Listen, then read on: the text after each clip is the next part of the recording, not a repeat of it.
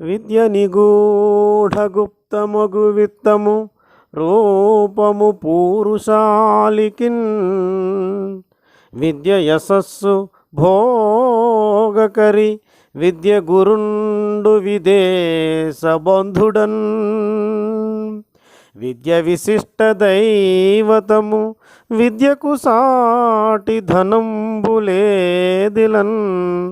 విద్య నృపాల పూజితము విద్య నెరుంగని వాడు మర్చుడే విద్య నెరుంగని వాడు మర్చుడే.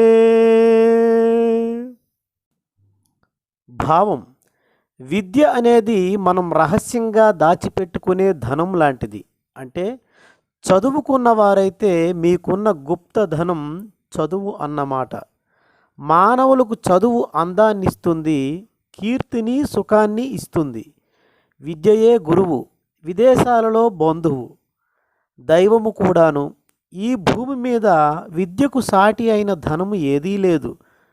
పాలకుల చేత పూజింపబడేది విద్య. విద్య రానివాడు మనిషా అంటే కాదు అని ఈ పద్యము యొక్క భావము. విద్య నిగూఢ గుప్తమగు విత్తము రూపము పూరుషాలికిన్